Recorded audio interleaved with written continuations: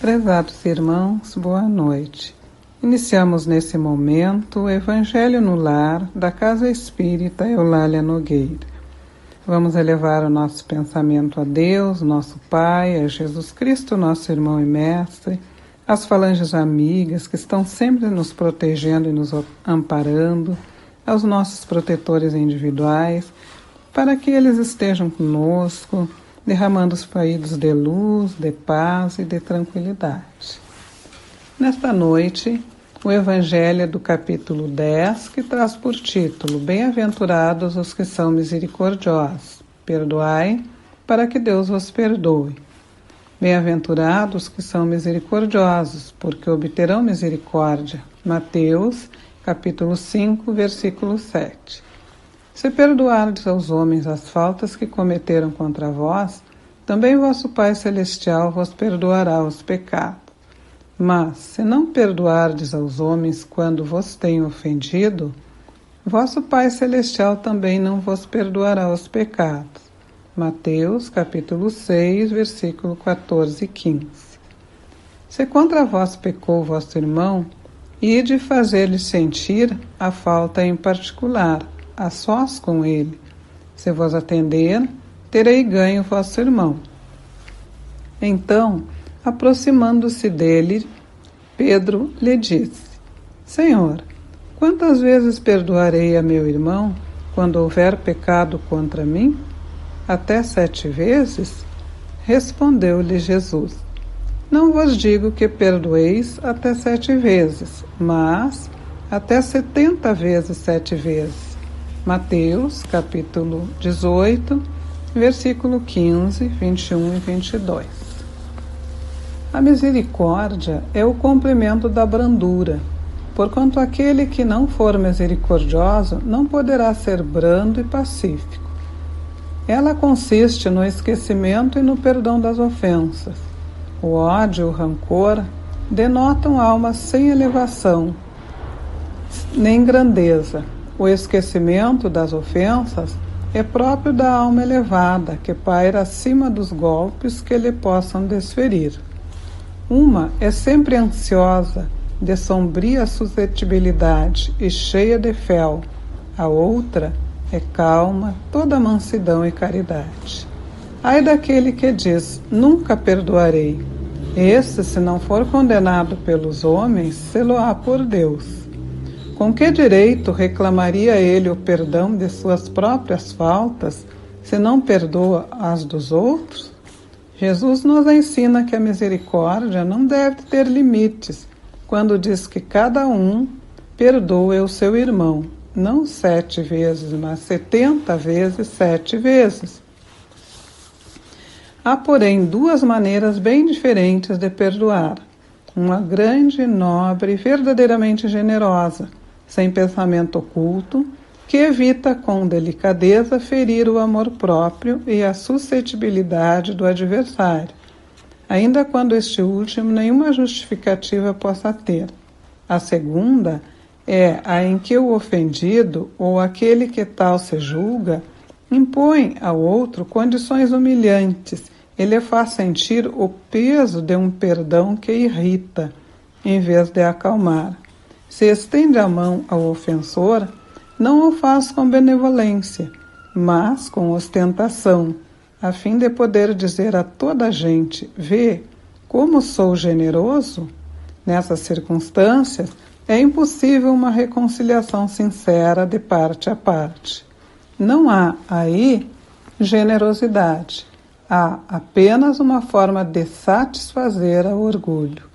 Em toda contenda, aquele que se mostra mais conciliador, que demonstra mais desinteresse, caridade e verdadeira grandeza da alma, granjeará sempre a simpatia das pessoas imparciais. Prezados irmãos, então, nesta noite em que estamos pedindo a Deus por nós, pelos nossos familiares, pelos nossos amigos, conhecidos, esta mensagem: perdoais para que Deus vos perdoe, é de uma grandeza muito grande, de um ensinamento que faz calar fundo a nossa alma. Porque, como o Evangelho está a colocar, Existem dois tipos de perdão. Aquele que é sincero, que vem do fundo do nosso ser, do nosso coração, da nossa consciência, e aquele que vem dos lábios, apenas para mostrar aos outros que nós perdoamos, que nós pensamos que sabemos perdoar. Perdoar não é uma tarefa fácil, porque nos atinge profundamente, principalmente no orgulho que ainda é muito forte em nós. Mas é um aprendizado que aos poucos nós precisamos ir exercitando.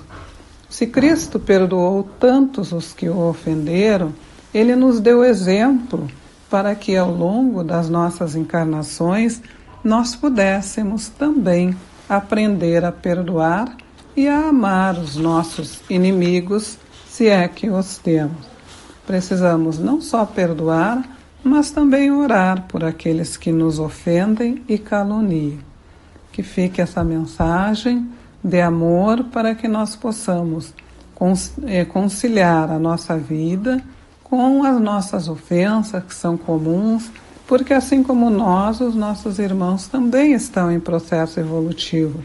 Ora caem, ora levantam, então nós precisamos entender e aprender a perdoar. Após essa rápida reflexão, vamos continuar com os nossos pensamentos elevados e fazer as nossas rogativas.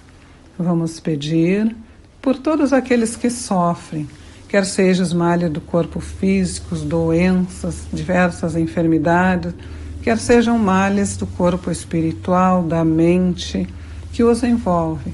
Que Deus, nosso Pai maior, derrame sobre todos eles, ou sobre alguns de nós que estejamos doentes, fluidos salutares de equilíbrio, de tranquilidade, para que nós possamos enfrentar as dificuldades, entendendo que faz parte do nosso crescimento. Vamos também rogar a Deus pelos irmãos desabrigados que nessas noites frias não têm um teto para se resguardar, outros não têm o aconchego de uma cama, roupa para vestir. Que Deus dê luz, pelo menos, para as suas almas poderem aguentar as diferentes temperaturas que nós estamos sendo envolvidos. Que os espíritos superiores possam visitar cada lar dos irmãos que estão nos assistindo, retirando todos os miasmas, todas as negatividades e colocando os fluidos de luz, de equilíbrio, de tranquilidade e de paz.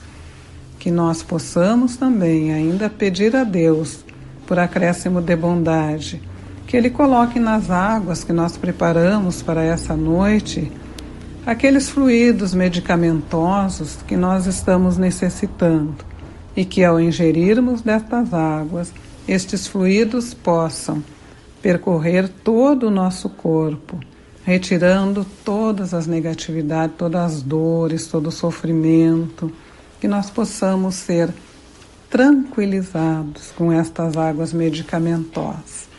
Que Deus, nosso Pai maior, que Jesus Cristo, nosso irmão e mestre, que as falanges amigas, trabalhadoras da Casa Espírita Eulália Nogueira, que os nossos protetores individuais estejam sempre conosco, nos abençoando, nos protegendo, nos perdoando, porque nós somos ainda muito inferiores, nos abençoando. E que Deus nos ilumine sempre. Que assim seja, irmão.